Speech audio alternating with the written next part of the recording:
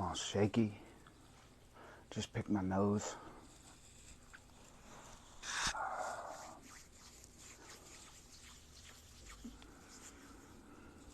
I'm all raccoon-eyed today. Shit. Welcome in, Nancy. Trent Goodby. Welcome in. Stick around. We're going to learn about 9 predicates of willpower today. Today, I'm going to teach you guys how willpower is also a verb. Welcome in, Diamond Dave. How's the bathroom coming? Did you take off again? Derek D, welcome back in, brother. Thank you for joining. Time to wash the hair. It's getting greasy.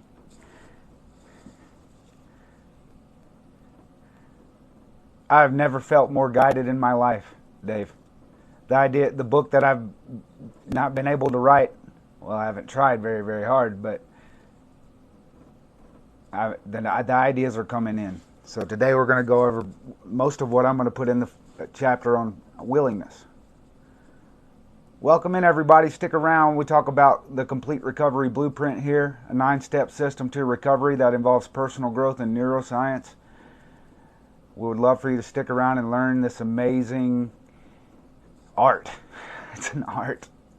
Personal growth is an art. We practice it here. Kevin, Cajun Sailor. Let me get the mirror off. There we go.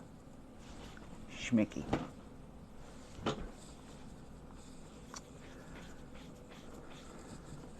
Come on, Monday. Give us 10. Oh man, your belief in me is my fuel, man. It's my fuel. You guys help me kill the imposter syndrome. When you get a double-digit number of people telling you you're this, you start to listen to them.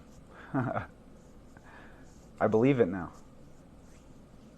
I'm connected to it. My actions are aligned with it. Welcome in, Jarvis. Stick around. Don't swipe. Get the swipe out of your system. Stick around. Consider subscribing to the live. I do these every day. If you miss one, it's on YouTube. I'm going to teach you how to completely recover from addiction using your own personal power. I was an intravenous addict. I was intravenously addicted to meth and heroin just 3 years ago. Living under a bridge at Get Well and 9 Arnold Road in Memphis, Tennessee, I was a slave to my habits. I was stuck in a cycle of spending and using. The dope dealers would front me anything. I was a foundation repair foreman. They would front me anything. And my credit line at the end of the week would be my entire check. So I was paid on Friday, broke on Friday. So I hope that you would stick around and let me enter your heart. Let me give you my story. Let me tell you how I defeated this. Let me give you something that you don't have now. How can a teacher be a teacher? Because he possesses something that others do not. I used to not possess what I have. Actually, I couldn't even say it like that, believing what I believe. I've always had it, but we live in a world of frequency, energy, and vibration, and I wasn't connected to it. You're going to learn so many things if you continuously come back here, I promise you. You, looking at this screen right now, thinking of swiping, if you come back here every day, I can teach you how to master yourself and love yourself and be your best friend. And through that love, you will improve your love of other people. The people that you care most about, you can love them to a fuller extent, loving yourself the way that I love myself. The way that I love myself causes me to make better decisions. Tough decisions, difficult, the suffering of sacrifice.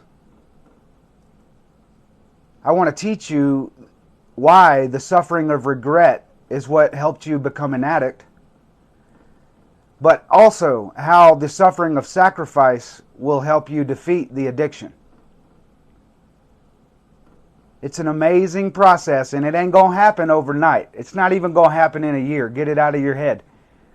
You got to consistently show up and partake in a routine, a ritual, every single day that ensures you build the habits that you're missing right now that are keeping you away from the reality that you want. Thank you. I am at peace. What I teach gives me peace.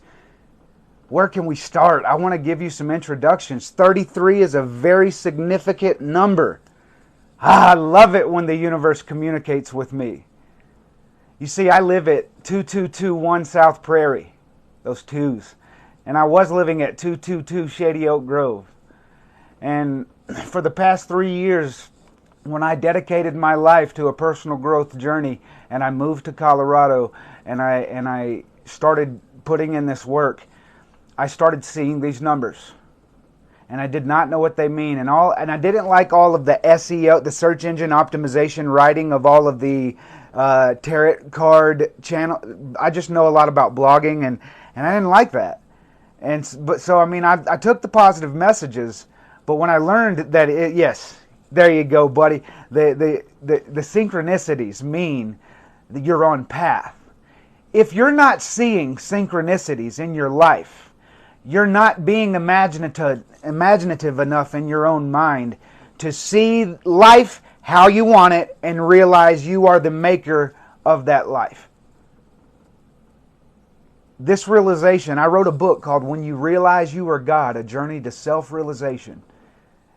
And that was pretty much just a practice of everything that I had been learning from Neville Goddard, from Florence Scovel Shinn, from Napoleon Hill, from the leaders of the New Thought Revolution. I started to put all these ideas into my own book, and I put it in a sleep hypnosis. And here's part of what started me on this path, like of faith and not fear. That I put in a sleep hypnosis. Thank you, God. Thank you, universe, that I'm a published author. And then I wrote a book, and I sent it to one publisher. They didn't just reply, but they replied in 3 days. So that means they read 50,000 words in 3 days and sent me back a letter of approval. That was like, your book is an amazing story of upheaval and renewal. We would be honored to have it on the Dorrance list of titles. And that right there was the sealer of my faith. That you can imagine it, use the creative power of language to program yourself with it, and then, after the subconscious mind is impregnated with the idea, your conceptualized idea, from your imagination, your consciousness, then you move the mountains in your life. If the two make peace. If what you think about and what you feel about make peace. The ego likes to stay where it's at. It likes comfort. It's here to help you survive. You don't have to survive anymore. So now the ego's place is to keep you right where you are with your same old circumstances. But if that happens, you never change your life. The clouds are not going to open up and drop a big bag of money in your lap. But money is an exchange of value. And as soon as you realize you have tons of value that you can give to other people, and you remove the me and you focus on the I. If thine eye be single, thine whole body be full of light. The ego is me, and the Father, consciousness, the divine intelligence is I. And whatever follows that I by your word is what is created in your life. What you say with I am and we admit becomes your reality. You do? You like the work of them? I got that one right there. I got this one right here I'm studying the crap out of. It's all 10 of his books. It's a great book. And then Florence Scovel Shinn's right here. Yeah. The complete works of her. Yeah, dude, those 2 books changed my life. And then, randomly, I popped up on Jake Ducey. Anybody heard of Jake Ducey? If not, you need to write his name down. Go check him out when we get done here. Jake Ducey changed my life because he taught me.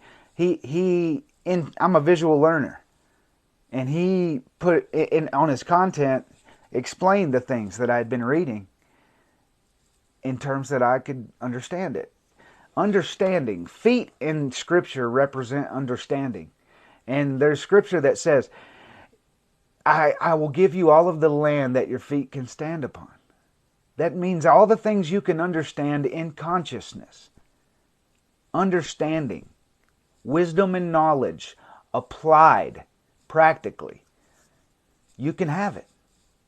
If you can see it up here as an idea, there is a way to manifest it. So, what I've created with Co-Create Oneness, and the idea behind it, since I've got your complete attention and I haven't saw the numbers drop below 10, I know that you're going to stick around here for a while, and so I won't waste any more time. Feet mean, yes, according to Neville Goddard and Florence Scovel Shinn, yes. I'll even show you. Nah, that'll take too long to look it up because I don't know exactly what it is. On another live or later on, I'll look it up and show you, if you don't believe me, where I get that idea from. So my ideas come from my own dissection, my own experimentation, my own curiosity to understand what I believe. And what I've done with my life is anything that, when cross-referenced, if it knocks it out, if it makes it not true, bye. I don't believe it. And so hell and heaven, construct of the mind. I've taken the beliefs of others to help me form my beliefs, and I have a complete understanding of what heaven is and what hell is. And we L-I-V-E, or we can very simply experience E-V-I-L. It's very easy depending on what you focus on. You can go outside right now and you can find something that pertains to suffering or something that pertains to prosperity. Heaven or hell. Yeah, I mean, let's use the example of Jesus on the cross right now. What are the two thieves of the present moment? You know, Jesus was on a cross in between two thieves, right? Okay, what are the thieves? What do they represent? What do they symbolize? Well, if you listen to what Jesus says, you'll understand. First, one thief says, I deny you. So that's, to me, the past. The past denies you. The future. How do you find future? Well, one thief says, remember me. Remember me when you get to paradise. That requires going to the cosmos, traveling. That means you're not there yet. How does Jesus respond? Today, now is the appointed time. In other words, I'm already there. Hanging on this cross. In the midst of my suffering. I'm already there. Now is the appointed time. Today, you will be with me in paradise. Not when you die, bro. If whatever you don't learn in this life, it is my utmost belief that you will come back to learn it again, because we are the experiencers of the universe. We are the objectifiers of the subjective universe that lives within you. Your ability to imagine, the all is mental. The universe is mental. You, my friend, are the only one with mind out of 8,700,000 species. You're the only one that can recognize yourself in a mirror. You have mind. You can position yourself in time and space on a linear path. That, my friends, is God. You are connected, or you can say, I am God. Jesus says, I and the Father are one, but the Father is greater than I. Well, let me tell you something. Your heart, he always references in the midst of thee. The Father within me, within, does the work. Not me, it is not I, but the Father within. The Father is the subconscious mind. It's programmed by all of the things that you let in through the conscious mind. How is the Father greater than I? Because your subconscious mind's in control of your habits. Everything you do most often, like writing with your dominant hand, it becomes a habit and you use no consciousness. You could close your eyes and hook yourself up to an electroencephalograph right now and study your brain to measure your brain activity and write with your dominant hand with your eyes closed, and there would be no brain activity because you're not using thinking. The body has learned it for you. So subconscious mind, body, feeling. What proves this? Science says you got sensory neurites, a network of 40,000 neurites inside the heart. That's a network of neurons that think by feeling, and they operate independently of the brain. So now that you understand electric thought and chemical feeling, and if the two make peace in this one house, then you can move the mountains in your life. What do you say? What's Jesus saying? I and the Father are one, but my habits are greater than I.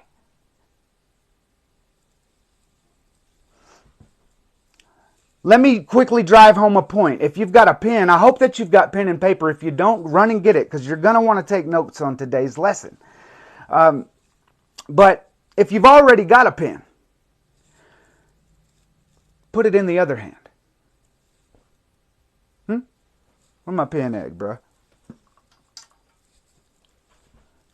See how easily I can do it with my left hand? I know it's right, but it's reversed. It's mirrored. But you see how, you know what I mean? I can do it like this. I can do it like this. I can do it like this. Any kind of way you want me to write with this hand, I can do it. All right, let's swap it. Let's drive the point home. That ain't right. That ain't right. All right, I'm closer to the end. All right. Maybe I could do that. Anybody else? Is it uncomfortable? Unfamiliar? Not used to it? Haven't practiced at it? Haven't tried hard enough? Wasn't willing? This is what it feels like. It's very easy to understand. This is why your life isn't the way you want it, because it's still comfortable. As soon as you do things, say things, go places to make yourself uncomfortable, that's when you start using your full potential to be the best you can be. If you're not being challenged, if you're not playing on hard, you're not going to grow. The reason why you have muscles, when you have muscles, damn, look at them muscles. When you have them, it's because of resistance. It's because of difficulty, challenge, straining. Anybody disagree? If not, say, I agree. The more you agree, the more you tell your subconscious mind, this is what we believe. That's what you're saying when you say, I agree. Let's go! Let's get it! What's your name again? I gotta remember it. Alyssa. I knew it was Alyssa! Just kidding. Hope you're laughing. All right. Drink of water. Get back. Where was we at? I and the Father are one. Father is greater than I. Your habits. You got to master them. Most people, here's how you know if you're a slave or a master of your habits. You ready? Write it down. Draw a line through the center of the page. List your bad habits. All of them. What you're going to notice is it's really easy to come up with them. What you're going to notice when you go over to the other side of the page is it's difficult to come up with some. Maybe 4 in comparison to 15. So, good habits mastered. Mastery of habit. Bad habits, slave of habits. Make it your utmost goal, your highest ideal, to move a few habits a year. Don't overload yourself. You will burn out. A few habits a year. Move them to the good habit list. You know it's a habit once you catch yourself doing it without thinking. Like there is no, fuck, do I want to or do I not want to? No, it's a habit when you do it. Welcome in, Steve-O. Thanks for joining us, dude. We're going to talk about some good stuff, so I hope you got your pen and your paper. I'm going to elaborate on the 9 predicates of willpower today. I've got some stuff, a lot of stuff. I think this is going to go into the chapter that I'm writing in the book. Quickly, I'm going to go over the 9 predicates because this is the meat of the complete recovery blueprint. The Co-Create Oneness Complete Recovery Blueprint is a 9-step process. It cannot be done quickly. It takes time because it involves habits, and it involves personal growth, and it involves neuroscience, wiring of different brain cells to form new habits. It takes time. It takes effort, and it's challenging. But this is beyond recovery. This is showing you not only why you became addicted, but why you did not succeed at fulfilling the thing that made you start using, right? Whether it was trauma and it kept you back, whether it was I wanted to be a singer and American Idol told me no, whatever it is that made you start using, it's going to help you understand why it happened, but why it's continuing to stay that way until you change your actions. Thank you so much for the hearts, bro. It really, really helps. Helps the algorithm. I'm pretty sure TikTok, if the heart's going off and there's participation in the comments, TikTok will throw it up in front of more people. So for the 7 of you that are here and you're here every day, thank you for supporting this. It's my life's mission that you're a part of right now. And I'm so glad to have you here, Tiny. Let me just say a little word. You're a coach, and you're a great coach. And your light shines. And I'm glad that you're here to learn. Celeste, welcome in. Thank you, Alyssa. Thank you, Steve-O.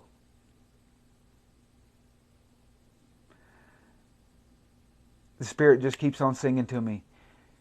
Building takes time. Building takes time. Yeah, Tiny. Of course. All right, so the 9 predicates. Let's go over them real quick so you can write them all down. Just create an acronym. Write down the line. Willpower. Spell it out in a down, writing downward.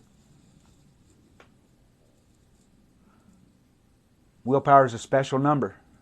Let's look at what... Okay, so the Co-Create Oneness Complete Recovery Blueprint. There's 3 aspects, so there's that number 3. And it involves 3 aspects of 9, which says that completion number 9. And in the book, there's 6 parts. And there's that number 6. And Nikola Tesla, which I'm a huge fan of, says, if you want to know the secrets of the universe, understand 3 6s and 9s. And although I don't understand completely what he says, I'm just going to do this. I'm going to use 3 6s and 9s. The number 9 is the number of completion. It is the shape of your galaxies, the shape of your hurricanes, the shape of a snail's back, the way a plant grows. It uses the Fibonacci sequence, which is a formula for accumulation that happens naturally in our universe, in our world. 1 plus 2 is 3, 3 plus 2 is 5, 5 plus 3 is 8, 8 plus 5 is 13, 13 plus 8 is 21, all the way up, keep going. And those numbers are very special. Let's look at number 9, how special it is. 9 plus 1. You're looking at it. 10. 1 plus 0 is what? 1. 9 plus 2. You're looking at it. 11. 1 plus 1 is 2. 9 plus 3. You're looking at 3. 9, but 1, it's 12. So 1 plus 2 is 3. You see, 9 does that all the way up. You do it yourself. Come up with your own observation. You'll understand why 9 is the last single-digit number, and it's the number of completion before you move on to the next, what? Level. To the next level. What is 12? Well, if you're continuously living a life stuck inside of a cycle of 12, then you could say that 12 controls your life, and that it's used to control you. Duodecimal systems, the Gregorian calendar, hours, minutes, and seconds divisible by 12. Dozen, D-O-Z-E-N, dozen. What do they all have? What do 12 gods of Greece and 12 gods of Norse and 12 sons of Hanuman, the Indian sun god, and 12 tribes of Israel and 12 disciples and 12. What does it all come from? Where does it all stem from? What do they all have in common? Control. It's controlled the belief systems of people for millennia. So think in terms of completion. That's why we use a 9-step system, and it is the eyelashes on our symbol. 9 eyelashes. I'm currently working step 9. We work to monetize our passions to bring wealth and this message to others.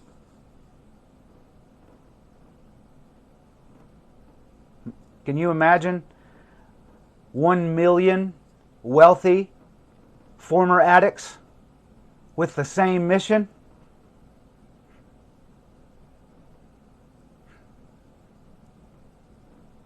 That's the vision. It's going to take our lifetimes, my friend. But it can't be given to us. You cannot skip the steps. You cannot go from the bottom to the top. If a gift is given too soon, you will squander it. You will waste it. If you are given $1 million, best you learn how to be a millionaire so you get to keep the money. Thank you, Jim Rohn. Like, you got to realize you're not getting it yet. It's not being given to you yet because you aren't ready for it yet.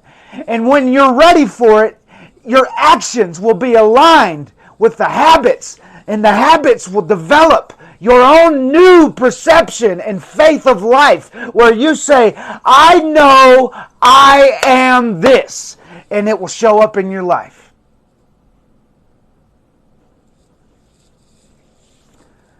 Don't ever beat yourself up. Don't ever be harsh on yourself. It's hard. It's always going to be hard. But look, what's hard becomes easy when you develop habits. You can name any skill, any trade, any area of study, any area of office, anything that we can do as humans. And if you give us 60 days, we will be 100 times better at the task than we were at it at day 1. That's our ability, using the Father within. Notice that when Jesus healed, He always appealed to the belief of the subconscious mind in the individual. The lady touched Him, and He said, "Oh, ye of," I want to make sure I get this right. He said, "Ye of little faith." Fuck. There's so many examples. I'm going to make that another day's topic to show you. He always asked them questions. Thinking is the process of asking and answering questions. Do you believe you can be healed? Yes, you're healed. As soon as you say, yes, I believe, it shows up. It is not, I believe in Jesus. It's, I believe in what Jesus can do. The idea of Jesus is Christ, the imagination of man, the awakened imagination, the divine intelligence working through its highest form of creation, human intelligence, human beings. We are that. We're that. So once you realize that, then you can be healed of all your sicknesses. Then you can change your money habits, and in a few years you'll have more money. If you start realizing that using money to make more money is how the rich stay rich. They don't buy, they buy assets. They don't buy liabilities. We're getting somewhere? Okay, so the first predicate of willpower, really quickly. You got the paper, you've written willpower downwards, and we're going to go down. The first predicate of willpower is the W in willpower, and it stands for willingness. To be willing. Number 2 is the letter in willpower, I, and it stands for imagination. Creative thinking. 3, the third letter in willpower, L. It stands for language. Language is not just used to communicate to each other, but more so to ourselves. It's how our subconscious programs are formed, through our understanding of language. Otherwise, it can't be communicated.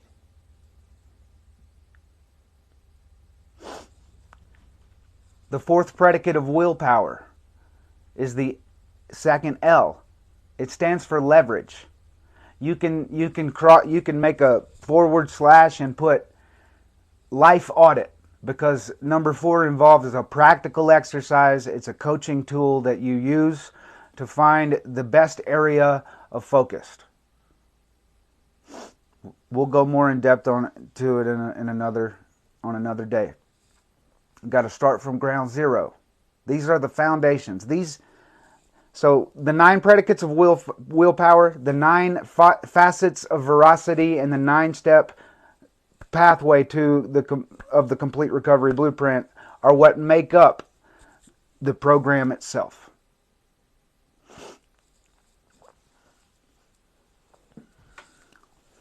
The P. Thank you, babe, for the gifts. Yeah, dude, thank you. All gifts go to help a homeless person or an addict get out of their circumstances. That is my promise to y'all. All gifts, there's ways to donate on my link tree.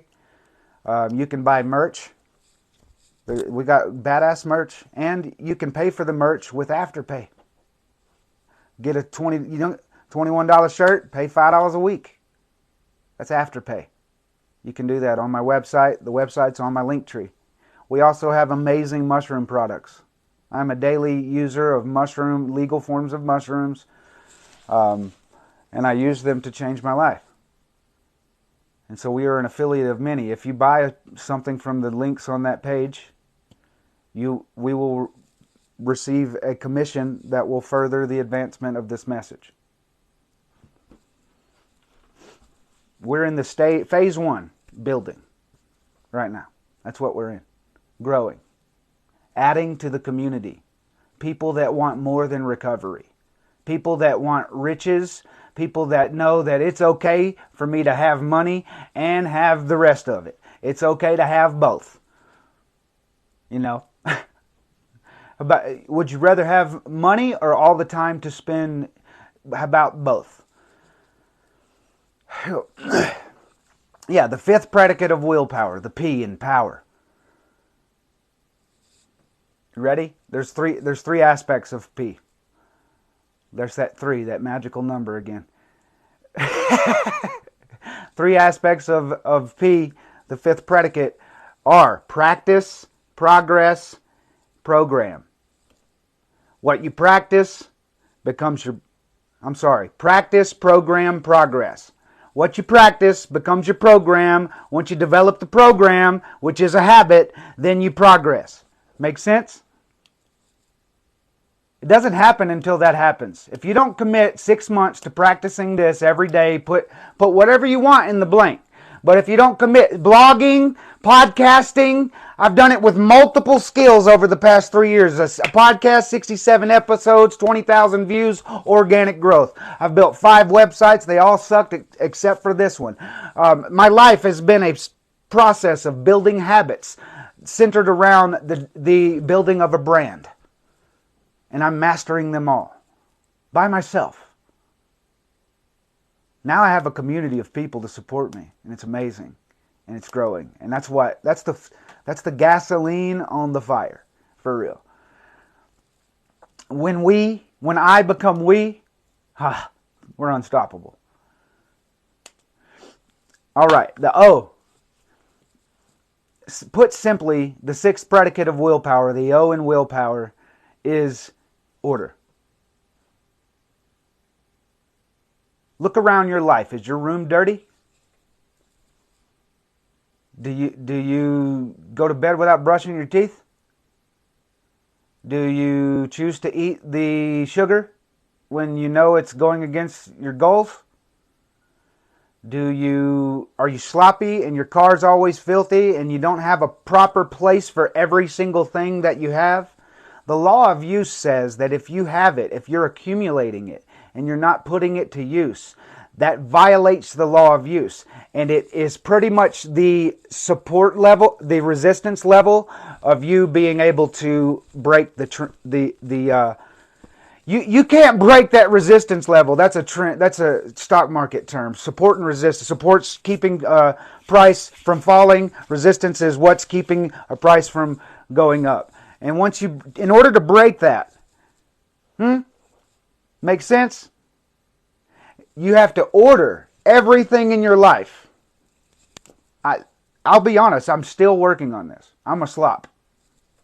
I've got 1,000 more things to do during my day that are way more important than spending 30 minutes to wash dishes because I don't have a dishwasher.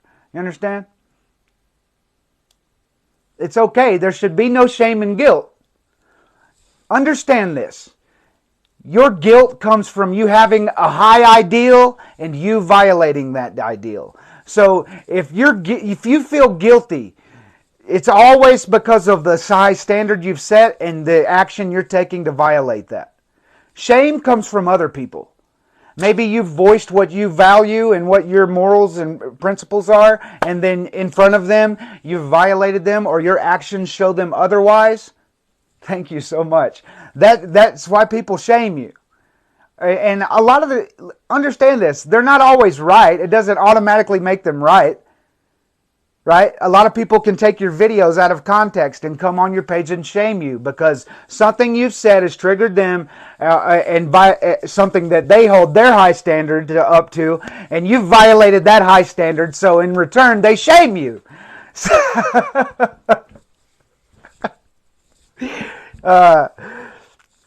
So yeah, the sixth predicate of willpower, organizing and ordering all the chaos in your life. Yin and yang. The R is the, oh no, we're at the W, the second W. The seventh predicate of willpower is the second W in willpower, and it is work ethic. Okay, but here's the thing. If you're working a job, you're using work ethic against you. Dear human, you were not meant to choose a lifetime of enslavement.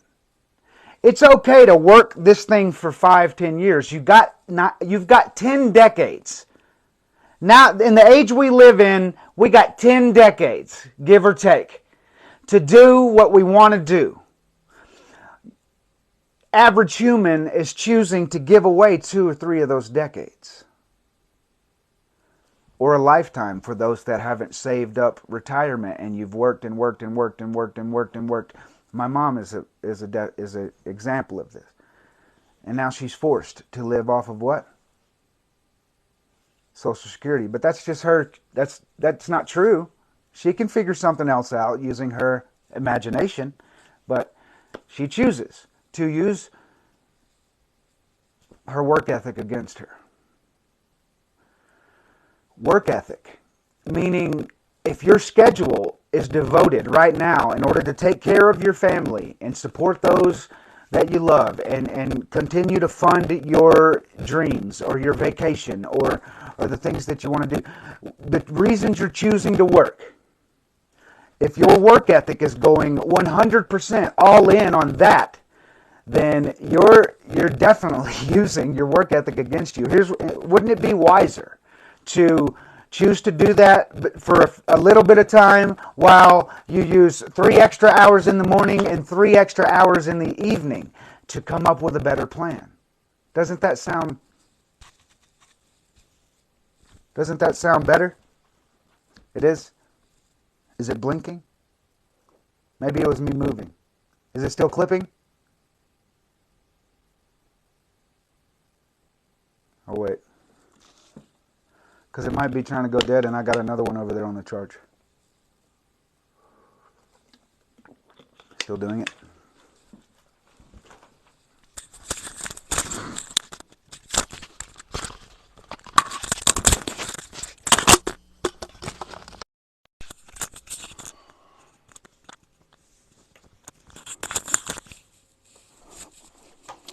So it just involves time allocation.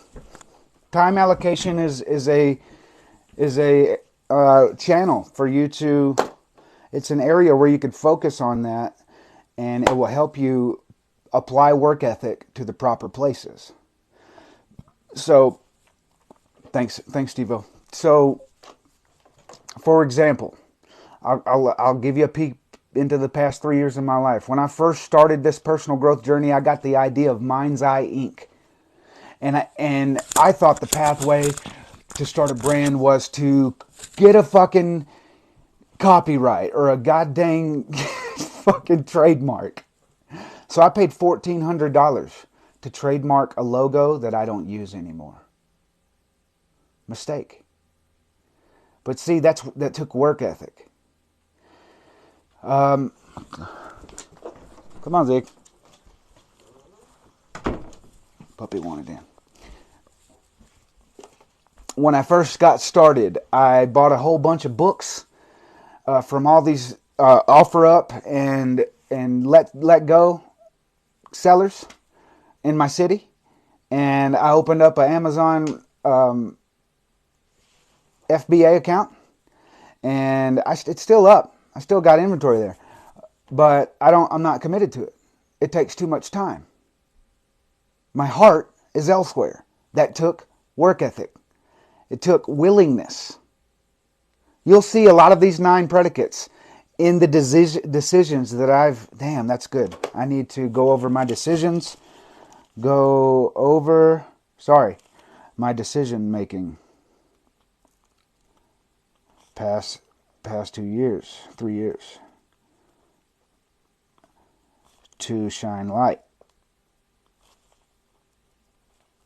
on the practical use of the 9 predicates. I will not fail you, my friends. This will be the best book you have ever consumed in your life. And it will be something you can carry with you for the rest of your life. to remind yourself of the power that you have. And if you ever get mixed up or confused or forget a part, you can just go back to it and say, wow, let me focus on willingness today. Let me use a little bit of imagination. I had a voice notes from 2 of my clients today. It was so heartwarming. Dude, looking back on my Zoom meetings, it puts you in a state of reverie where you're like, wow. Because you see yourself. It's like you're standing outside of yourself looking at yourself and how you treat other people. Your willingness. I said I was going to do this quickly. So we got work ethic. You get the point, right? Apply your work ethic to the vision of your future. You have to get you are a businessman. You know why? You are born in the likeness and image of a creator, and because of that, you have creativity. You, dear human, are a creator, and all a businessman is a creator of solutions to problems. A creator of products to eliminate problems. That's what a businessman is. Providing value. There's different areas of value, but you can choose one where you know, I'm good at this already, and you're a businessman. And from that, you can create streams like rivers of revenue that will never run dry. Whether it be the books that you're writing, or the courses you're creating, or the construction business, or you start with one area of a skilled trade that you know how to do, and you expand into the other areas because you know how to do them too. So you start as JT's Plumbing, and then you move to JT's Heating and Air and Plumbing, and then you move to JT's Electrical Heating and Air. You just gotta start adding value to people's lives. Welcome in my brother Brandon. Brandon, get your notebook, brother, if you want to, because we're going over the first predicate of willpower today in detail. Willingness. All right. Lastly, we got the E and the R in willpower. Number 8 and number 9. Number 8 is very fucking important. It's emotional intelligence. And you have to have it in order to be a master of your fate, the captain of your soul. You have to be in complete control of your emotions. You can't, when they come up, it's feeling. But you don't have to interpret the feeling through thought, right? You can feel it without saying,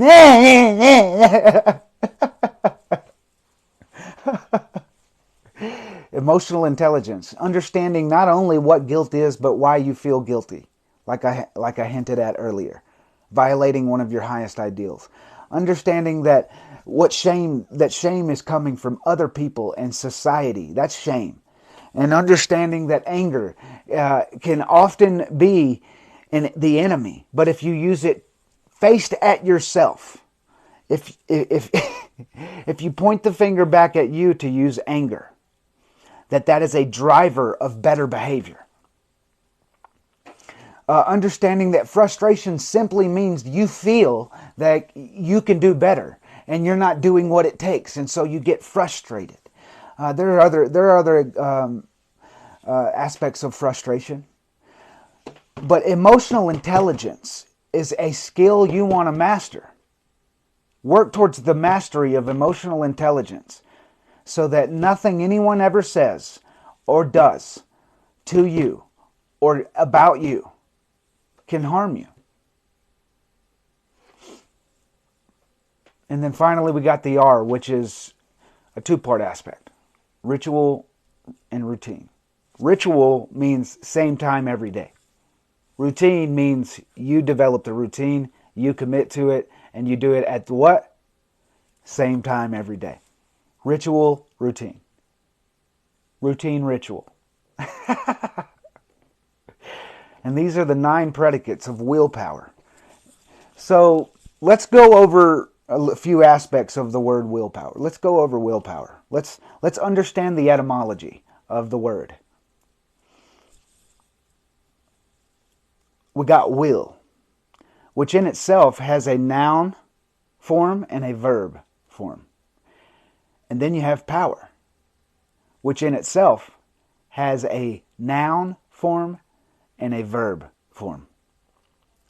So when you combine them together, most people think of willpower, the noun, the ability to control one's actions, strong determination that allows someone to do something difficult. Willpower, the verb, however, is using the imagination to see and feel a fixed desire so vividly that it produces the necessary actions required to produce an effect.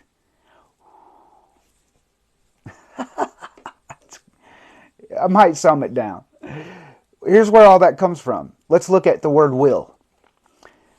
As a verb, will means expressing future tense. That's our human ability, will, to express things in the future. Or 2, expressing the inevitable. Notice how both involve expressing. Expression. Other aspects of it, one more. It's expressing a desire, habit, ability, request, or expectation. Also involving what? Expression. So the verb form of will involves expression, which is your human ability, your power. As a noun, will is the faculty by which a person decides or initiates action. Action. Will involves your actions. Not what you think about. Yes. More so, what you act about, how you behave.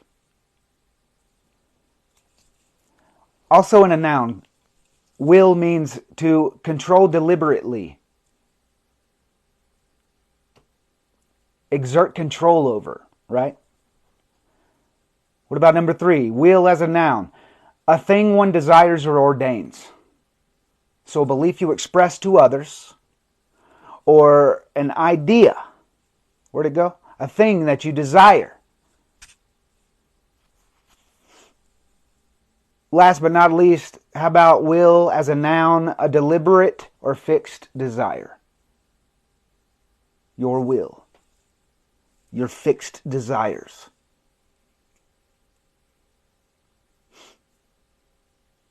So now that you know the verb and the noun forms of will, let's look at power. Power. As a verb. To supply with power. You give something power. To move with great speed or force. Power. In the verb form. Involving what? Action. Ain't that what a verb is? The doing part of the sentence. The noun is who, and the verb is what or how. Huh? We all agreed? Cool. So,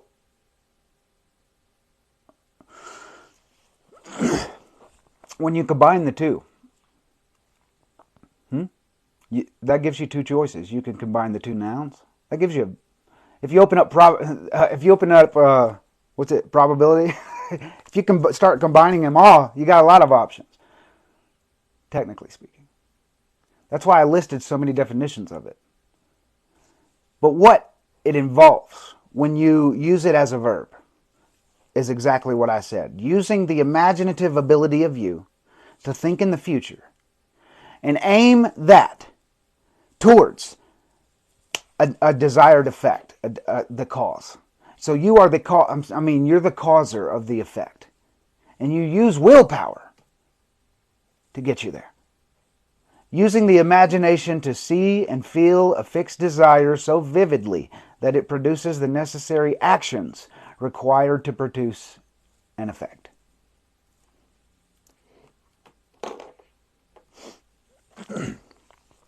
So let's look at willingness. Everybody understands what ness, the suffix, means, right?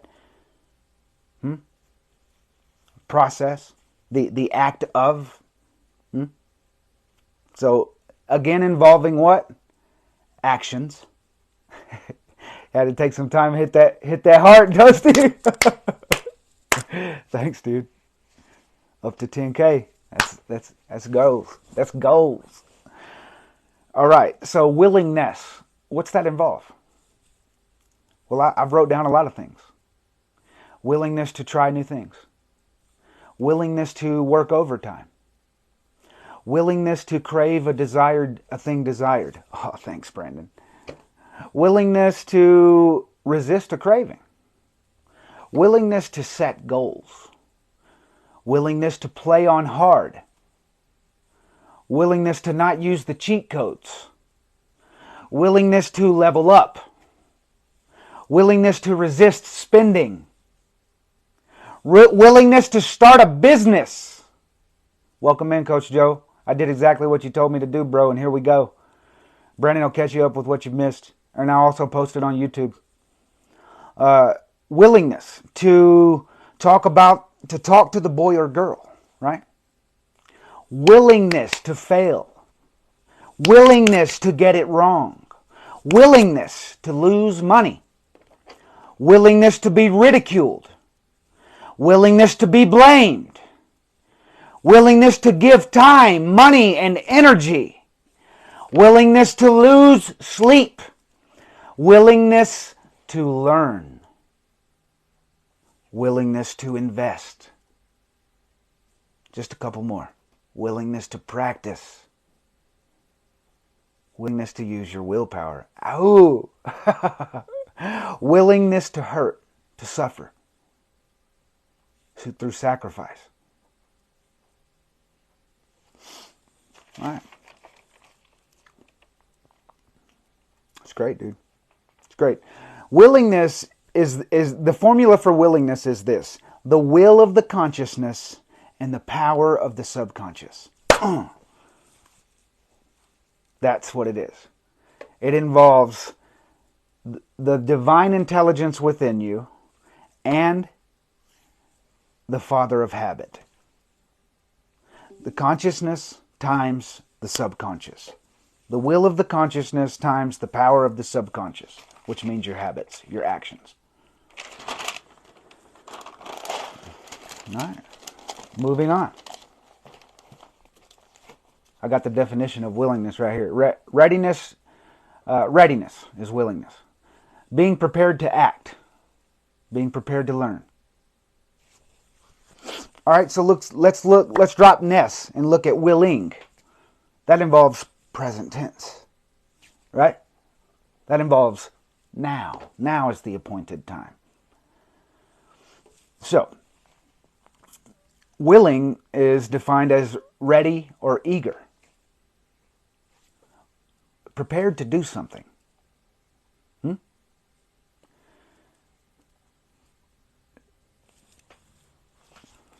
Willingness involves a few aspects. One aspect is passion. Hope you're writing this down. There's 3 aspects that I'm going to talk about. Passion, purpose, and curiosity. And actually, we're going to talk about them in reverse order. Curiosity is going first. So that's the next thing we're going to talk about. Curiosity is a requirement of willingness. I mean, did I say that right? In order to have willingness, in order to be willing, you have to be curious. You have to have curiosity.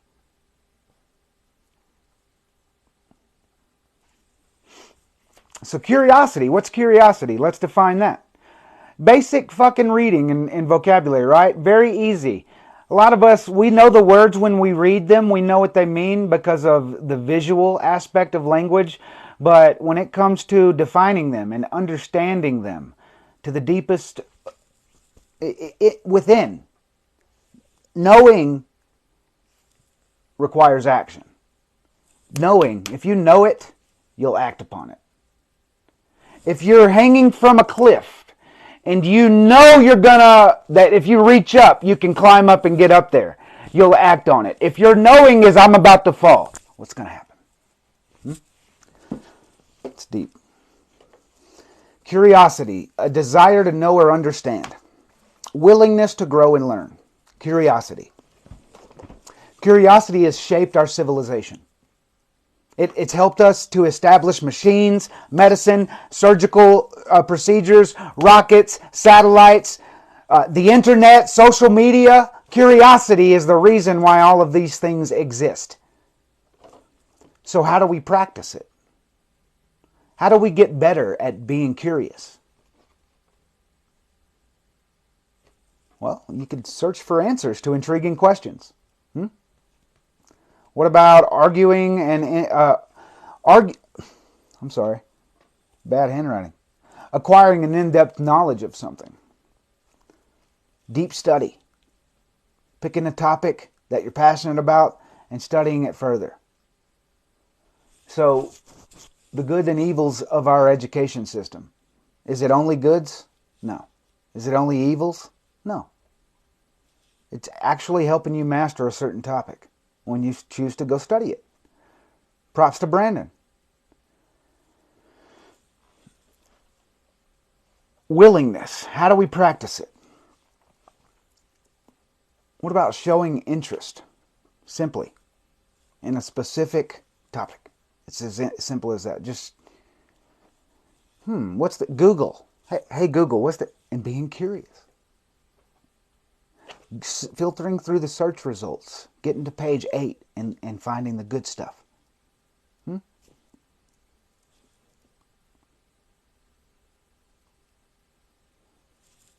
Being generally interested in something makes us interesting. Would you agree with that? When you're generally interested in the thing you're studying, it makes you interesting because you've developed such a deep understanding of this thing. You can talk about it. You can bring up conversations. Ooh, I like that, Joe. Did you just come up with that?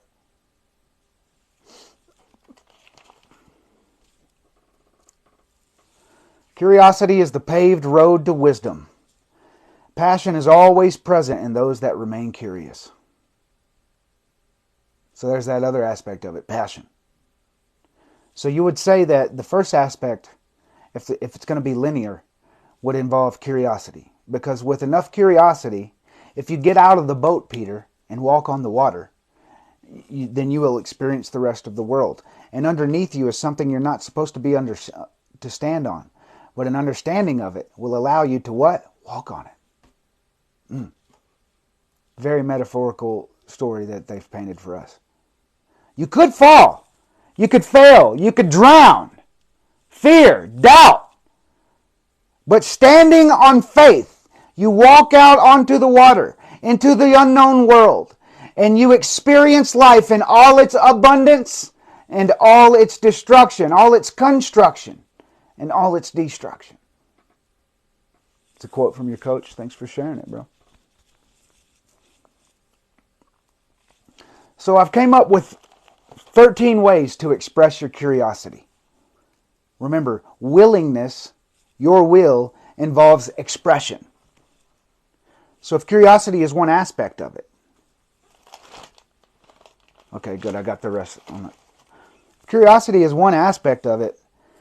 I'm going to give you 13 ways to try to get better at it, to cultivate it, so that passions show up in your life. You don't know what you're passionate about. You ever said that? What are you passionate about? I don't even know, man. That means you haven't been curious enough to try new things. So number one is eagerness. Just show up and be eager. Whatever you choose, show up with eagerness. All right, I know I'll give you an example. I love this. I don't like to talk about it on TikTok. It's legal in my state, and I work in the industry. And it sucks. It's hard labor. But the eagerness of me getting at work around something I love, just being eager to smell it and eager to possibly get into the lab where I can learn how to extract it, and just eagerness, showing up. You're in the industry. You're in a multi-million-dollar industry, a farm, and you can work for them, and you're surrounded by all kinds of opportunities. Eagerness. Easy peasy. Number two, stay updated with world events. Choose your own source of news. Something that you trust. For me, it's not television. But choose your source of media. What helps you and stay informed with the world. That helps you cultivate curiosity. Spending 10 minutes going over the news in the morning. Very daily practice of my granddaddy. Staying curious for the wrong reasons. Number three, never stop developing skills. A daily involvement of improving your skills. I'll give you an example. When I used to work at Taco Bell, it was so boring. But I got to where, if I would drop a tortilla, I could catch it before. And I would do it so rhythmically and systematically, making these burritos and prepping these ingredients, that I could it was just a flow. You could just do it. I did it for 8 years, right? So all those skills that involved working at Taco Bell. I never stopped improving. Wrong. Don't follow that old me. Don't choose Taco Bell.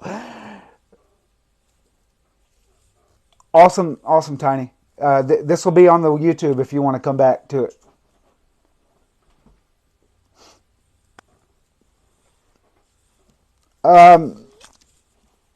Number 4, challenges and competitions.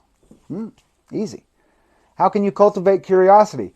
Join a competition. Go to a chess match. Go to a chess competition. I'm just thinking in terms of things I like. Challenges. How about going to an open mic night and speaking this message out in front of people, in front of a live audience? How about what other karaoke? Go sing karaoke. Would that help you get curious about different? No, it wouldn't. Let's scratch that one. Anybody want to contribute? What else could you challenge? How could you challenge yourself? What is a competition that you could go to improve upon something you're curious about? Number 5, something I really don't understand fully yet, but It's lateral thinking. It's being innovative with your thinking. Solution-based thinking, pretty much, is what lateral thinking is. So I don't know much about it yet. It's going to require more study. I just wanted to throw it in there for you. 6, be willing to fail.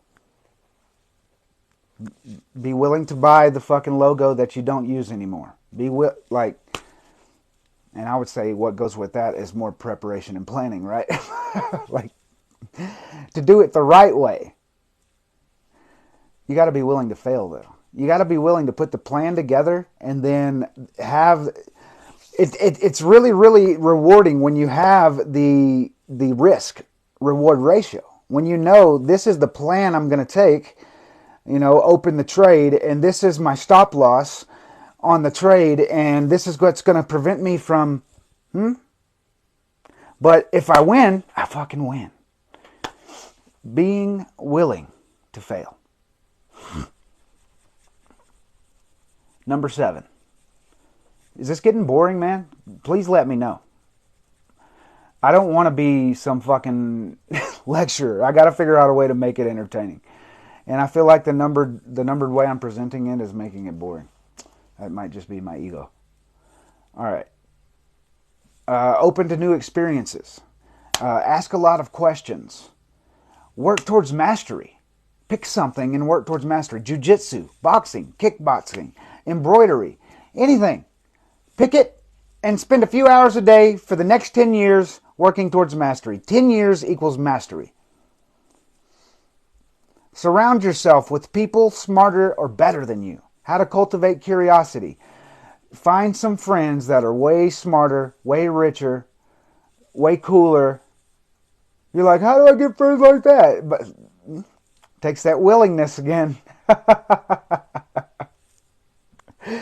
You go put yourself in front of people and network.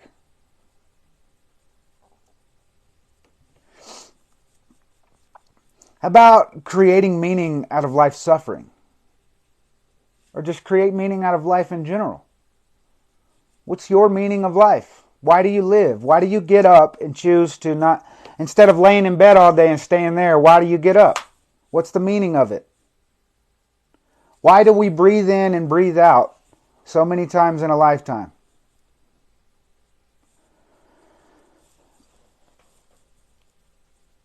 Number 12, set goals. Set fucking goals, dude. Be willing to fail.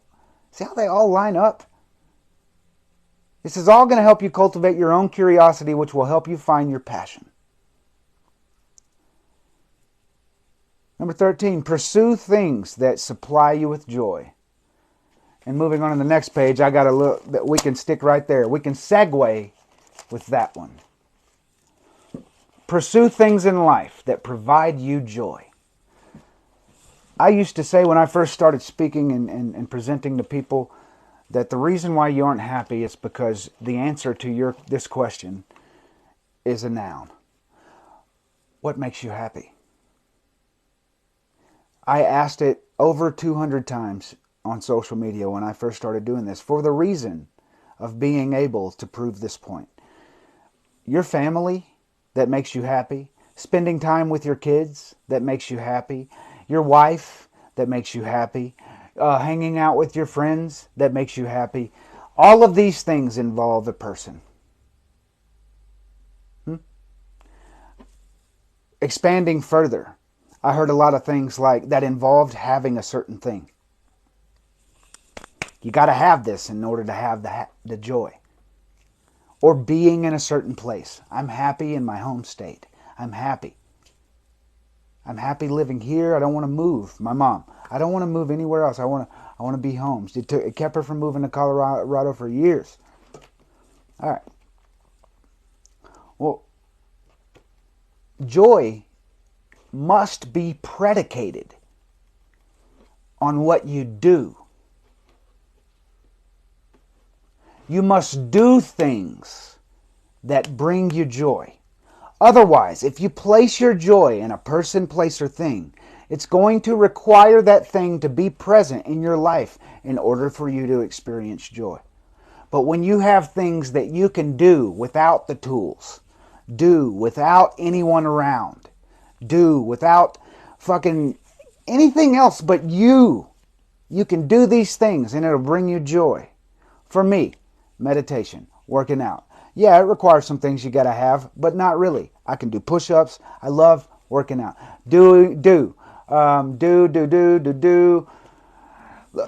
Writing a story. You need a pen, huh? I don't guess so. You can. There were scribes. There were skalds. I need to expand on that. Something I need to expand upon. Joy must be predicated on what you do in order for you to keep it in your life. 100%, Joe. For sure, Coach. Yes. All right. Moving on. The 3 requirements of willingness. You had me hint on them because I had to explain curiosity. Get out of the boat, Peter. Walk on the water. Having an eagerness to learn. The other 2 aspects of willingness involve passion and purpose. Your passions involve what brings you joy, the things that you can do to bring you joy. Your purpose involves the value that you provide to the lives of others because of that passion. Your purpose. And Jack Canfield, let's look at that. He gives us an amazing exercise to come up with our life's purpose. Life purpose exercise. Number 1, list 2 of your unique personal qualities, such as enthusiasm and creativity. I listed integrity and enthusiasm on my first time doing this. Then I changed it to compassion and fervor. List 1 of 2 ways you enjoy expressing those qualities when interacting with others, such as support or inspire. Mine used to be lead and inspire. That was when I first did this 3 years ago, and about 7 months ago I did this again when we were doing a group book study, and I said to speak and teach. My life's purpose is to speak fervently, teach passionately. I haven't said it in a while. And coach. Yeah, that's what it is. My life's purpose is to speak fervently, teach truthfully, and coach compassionately, so that anyone listening, so that anyone willing could overcome their bad habits, poor circumstances, and addictions. Oh, I remembered it. Yes. Assume the world is perfect right now. What does that world look like? Write your answer as a statement in the present tense, describing the ultimate condition. And if you do this, you'll come up with something that sounds like, my life purpose is to use my creativity and enthusiasm to support and inspire others to freely express their talents in a harmonious and loving way. That's the life purpose of Jack Canfield.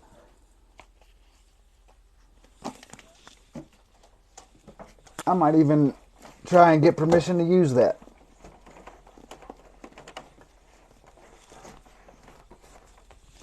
Maybe I'll find another place for them books.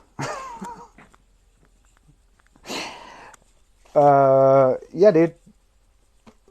So the 3 requirements of willingness: passion, purpose, and curiosity. And I would say let it be curiosity, which cultivates passion, which gives you purpose. So put them in that order.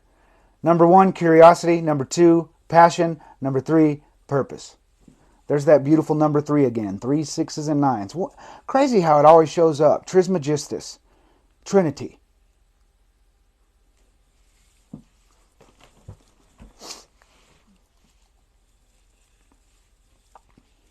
That's it.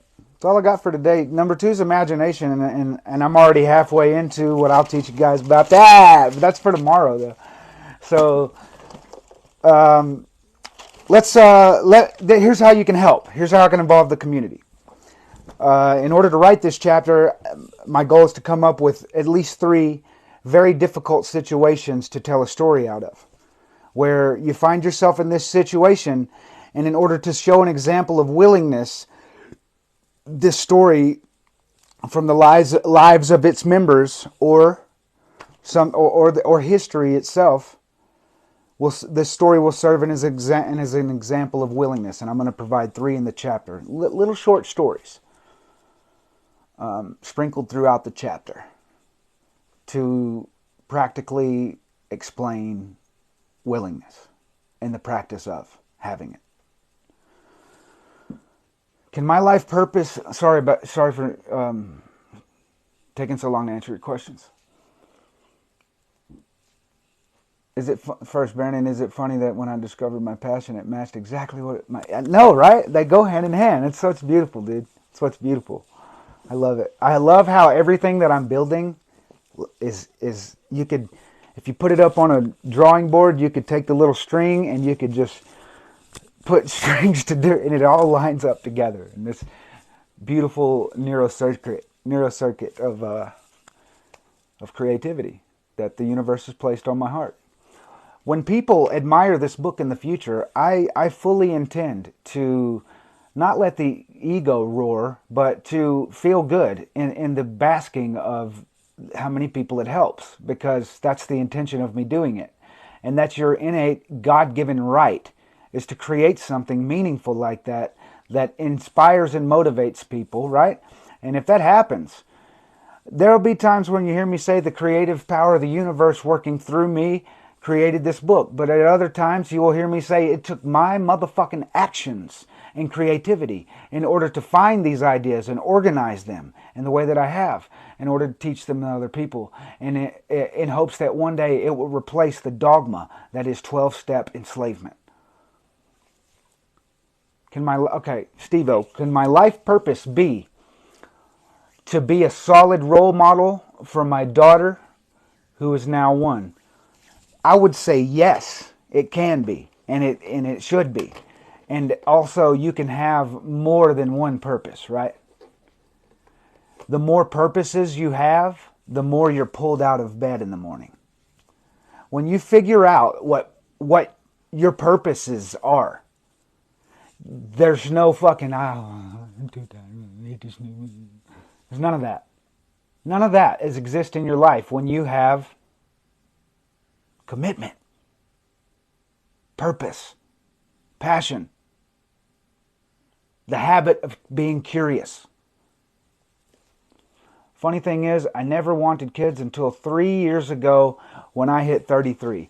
Synchronicities, my friend. I'm trying to teach you here that the universe communicates with you all day long, with conversations you have with other people, with the people that are put inside of your life, for instance, 33 vertebrae in your spine, 33 levels of Freemasonry.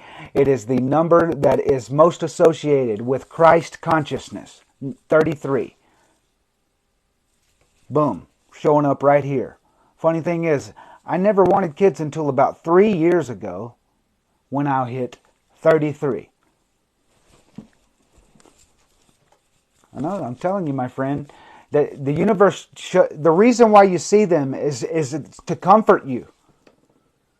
It's hard to live in a world that is not the way that you imagine it in your mind. It's difficult.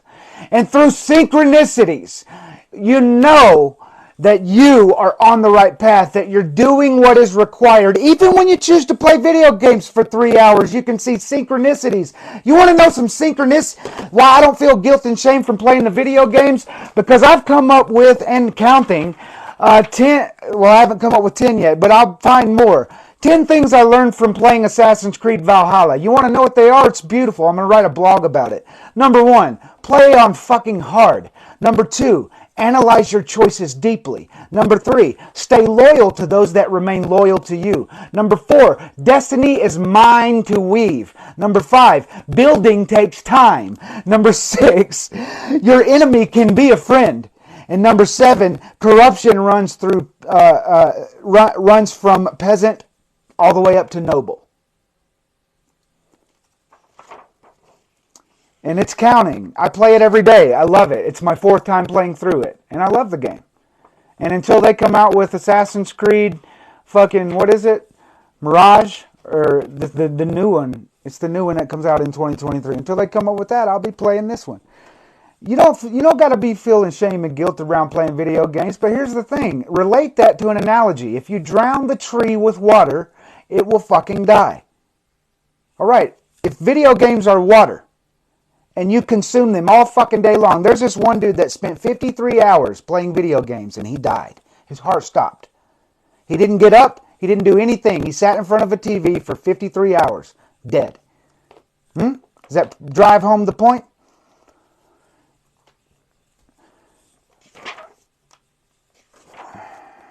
Become your best friend, man. That's what that boils down to. Become your best friend. Best friends, they don't make fun of each other. The things that you feel self-conscious about, I used to have friends that made fun of that. My friends, my clique in high school, the people where you chose to hang out with because you didn't want to be alone and you didn't want to be the guy with no friends going through school, right? Choose to get made fun of, choose to get picked on. Oh, it's just love, it's just bro love. Fuck you. My friends see the best in me and they're not afraid to tell me about it. And because that's my best friend, that's how I treat people that are my friends. I will not let you tell yourself something that is not true. I will not let you focus on the negative aspect of a situation instead of the optimistic version of that situation. I'll not let you do that.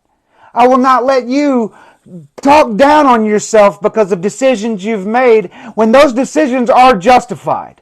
No matter what, there are reasons behind the choices that you've made in the past. And as soon as you stop the guilt and shame is the moment that you say, all right, well, fucking, I'm a wise motherfucker now because I won't make those decisions anymore. Yeah, man, well, that's what I got for you guys today. You got any questions? I always say I open up the floor for questions at the end, and then I don't ask you guys. Is there anything specific that you're going through that you want coaching with? Coach Joe's here right now, if I'm not mistaken. He's right here with us right now. Yeah, always is. I hope you guys recognize it as much as me, the community we're building. The repeat attendees, the practicers of these principles that will replace 12-step recovery. It's my belief now. As soon as it becomes the group belief, there's nothing in this entire universe that can stop it from manifesting. I don't give a fuck. Here's my. You know why I'm working so much to prove that it's an occult practice?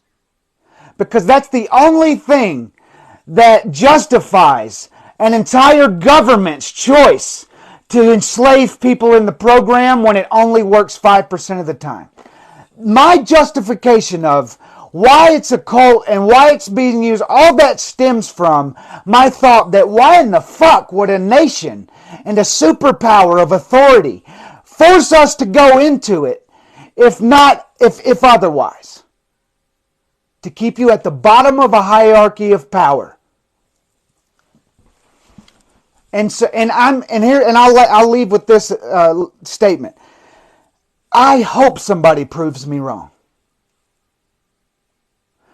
I will be satisfied spending the next 30 years proving that it's an occult practice. When somebody comes along, I'll be satisfied when they say one thing that fucking makes all this, and I'll be like, all right, cool. I was wrong. But that inner sense of knowing, that feeling, the connection of mind and body, the bridge built between the mind and body when you choose to develop certain habits and study intently, deeply, using willingness, the first predicate of willpower. You cultivate willingness, and that's the only thing you need to figure out what you want to commit your life to. And that first principle, knowing what you want to spend the rest of your life committed to, is a requirement of complete recovery. That is why it's the first predicate. Without willingness, none of the other predicates make any fuck. You can have imagination, and anybody said, oh man, you're just living in the land of imagination, bro. That's a form of figment of your imagination. Well, that's when willingness isn't involved. That's when your actions aren't aligned with the fucking things that you're teaching and preaching. There has to be a practical use of the wisdom in order for it to be knowledge. There's so many different ways to say that, but you know what I mean? Wisdom doesn't become wisdom until it becomes practical. I look for people nowadays to argue with me, debate me, or shame me. And it gives me fuel. Because I understand what that is now. That's the pain inside of them. And what is my deepest desire? One of my life's purposes, to be compassionate.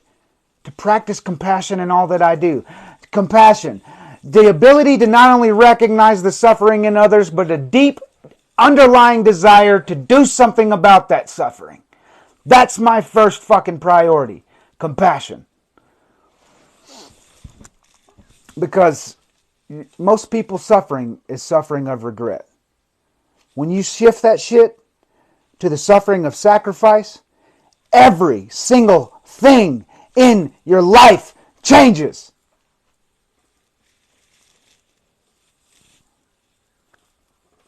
Really? Thanks, bro. Thanks, man, for recognizing that. Because you know it's one of the things I'm practicing. And you know, see how the community grows together?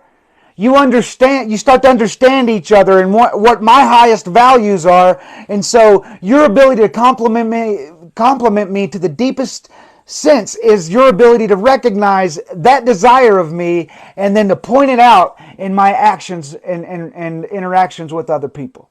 Beautiful family. Co-create. Without you, I can't do this. Without me, I don't know. There is no me. It's only I. Understand that. I is the Father. Imagination. I. And then there's me, the ego, Satan, Lucifer, the enemy. Okay? It's all a figment of your mind.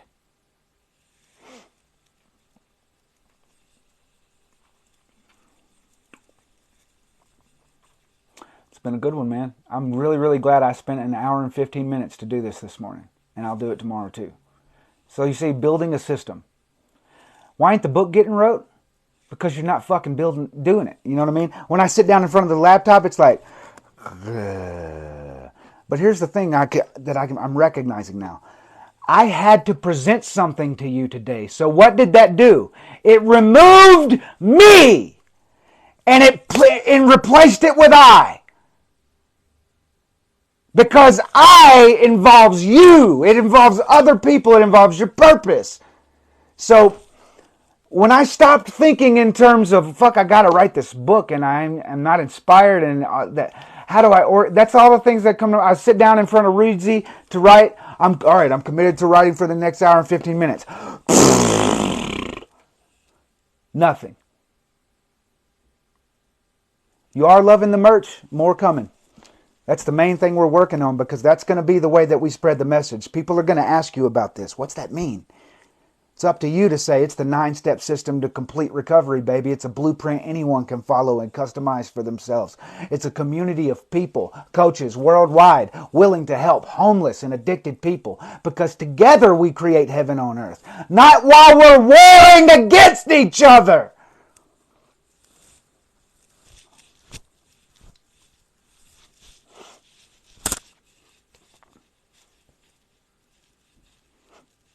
I'm so thankful for y'all, man. Jesus ain't Jesus without his 12 disciples, okay? You ain't a fucking anything if you don't have people that believe in you.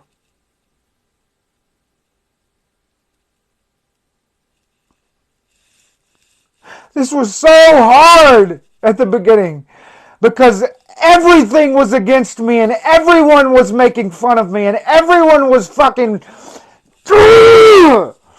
But as I continued in that suffering, the suffering of sacrifice, I found the following, the family, the community of people that not only believe it, but want to practice it in their life. People that see the change in me. And you've never met me. Imposter syndrome, dead. I got a double-digit number of people that see the same vision as me. There's no stopping it. Was it suffering or growing? It was both. It was both. For sure. But see, there's that beautiful aspect of the law of polarity. Everything has polarity.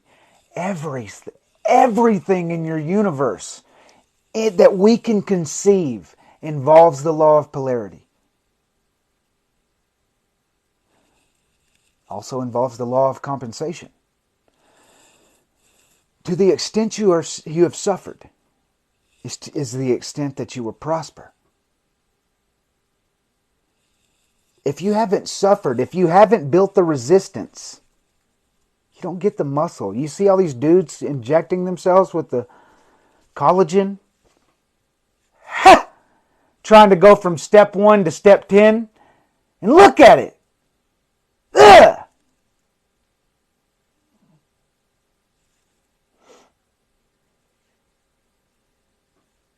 Exactly, man. Can't grow new teeth till you knock them old baby motherfuckers out.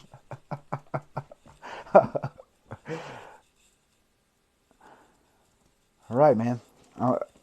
Look, I'll stress this, especially for those of you that are producing content. I don't know who's here that is producing content. And Brandon, my intention is not to make you feel bad, brother. I know you have a full fucking plate. So remove any guilt and shame that's going to come from me asking this. But I need help from people willing to chop my videos up.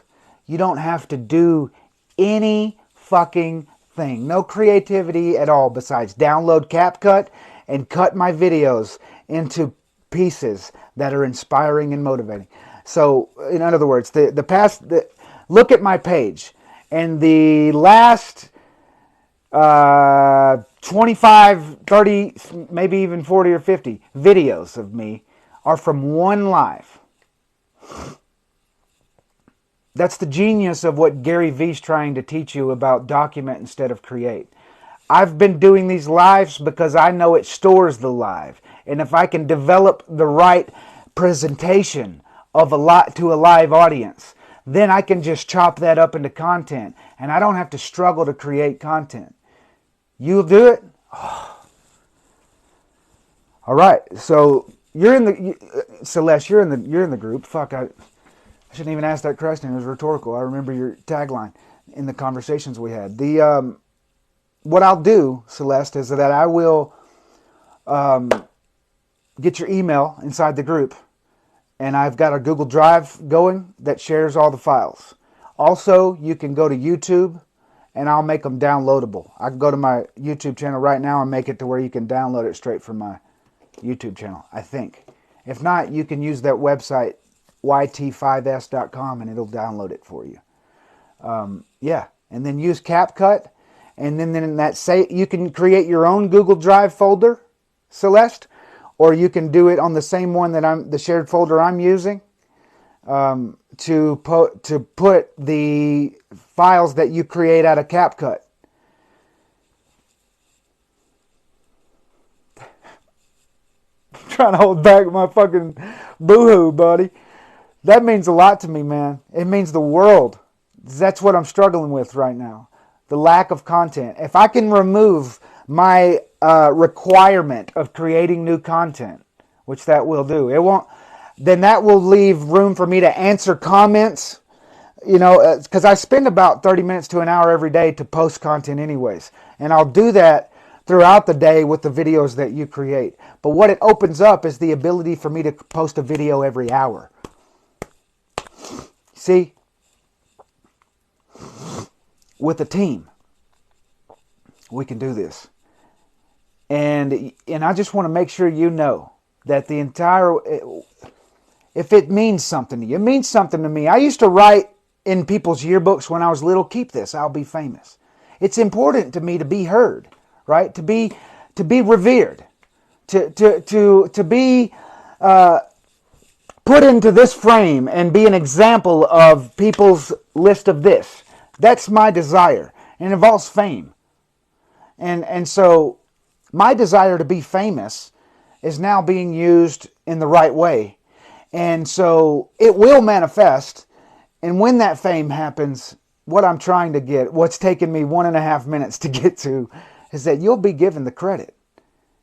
If it was ever a stage at the first Co-Create Oneness retreat where I said, this is only possible because of these people, it would list Brandon Peoples, Joe Peoples, Diamond Dave, Marissa. I don't even know your last name. I just call you Mom Marissa. But I would love to memorize your last name if you're still here, Marissa. Celeste.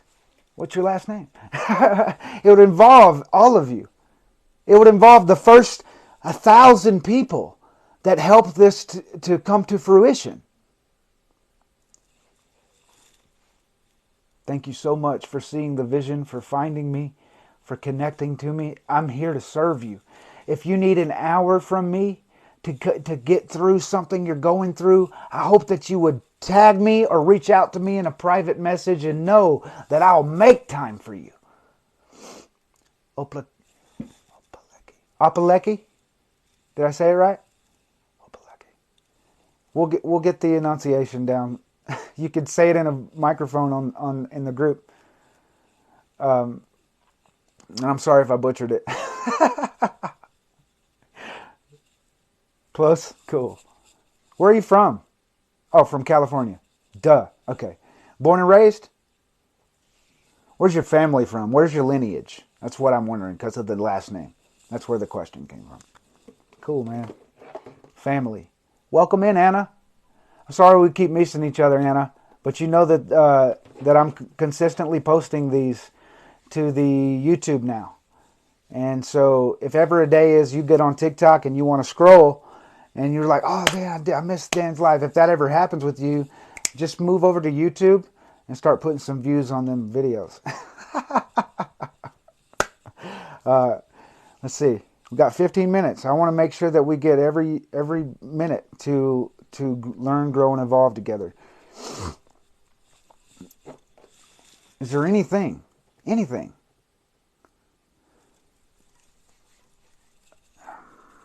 Come on. What about complacency? Hey Siri. What's the definition of complacency? Complacency means a feeling of smug or uncritical satisfaction with oneself or one's achievements. You're not satisfied with your achievements? You're not satisfied with how far you've gotten? Complacency. Complacency can be a very, very powerful motivator.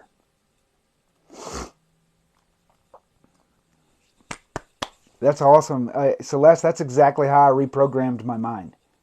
By listening to podcasts. You're technically a part of a podcast right now. I'm going to take a lot of these episodes that I've done, really, really good. Today is an example of one. And I'm going to post them to the Help Self podcast that I'm creating out of this stuff. And the goal is to be 2 or 3 weeks in advance. So for the next week, I'm going to go over the 9 predicates of willpower. And then the next week, I'll go over the 9 facets of veracity. And then the next week, we'll dive into the steps. And I'll take 2 or 3 months to, so that's your work is ahead of you, right? But with that content you help me create, we'll put it on YouTube Shorts. The goal is to make 30-second and minute clips. You can do minute and 15. You can have one that goes to 3 minutes every now and then. I do that. But the goal would be not only for TikTok, but for the others, which only use 60 minutes. So YouTube Shorts only 15, 30, and 60 seconds. And Facebook Reels, it all stops at 60 seconds. So that's a key. We can talk more about that, though. I want to say something real quick since I don't have Mark Sharon in my audience. I'm proud of what we're creating together. Because every time I see content by the Freedom Model, I see ego. I see unwillingness to learn, grow, and evolve. They're trying to preach this into your head and get you to believe it. All of this research data. It's real, but nobody gives a flying fuck about research data. You got to turn it into a program. So I respect the freedom model for what it is. It is 30 years of research around addiction, but it is not a program. And that's where the vision of co-create oneness is that much strengthened, is that it's a program. It's developed. I developed this system to help you change your habits. It is by far the definition, the epitome of a program.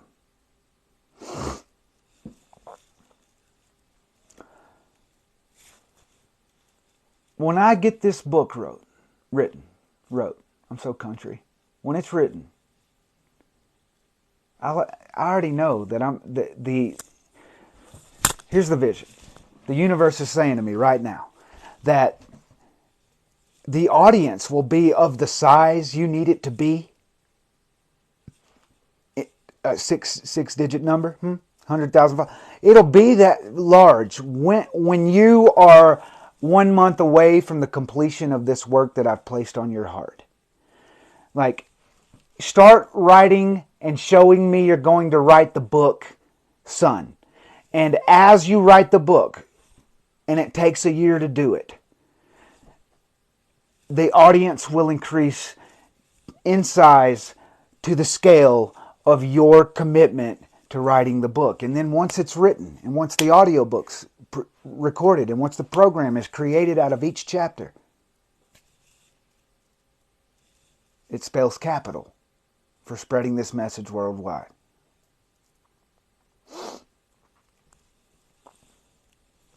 I'm so glad that you're letting me know that, Celeste. A lot of people are, hey, I don't know if you have yet, but you guys go, Steve-O, even you, brother, anybody, there's a certain video on my page that says Co-Create Oneness Testimonials, number 1. Start with number 1. Leave a comment on that video of what we've, not just me, but the community itself. Anything that you could say nice about watching me for the past year, because all 6 of you in here are that. Leave it in a comment so that I can make another video. I know Brandon already has. I know Joe already has, I think.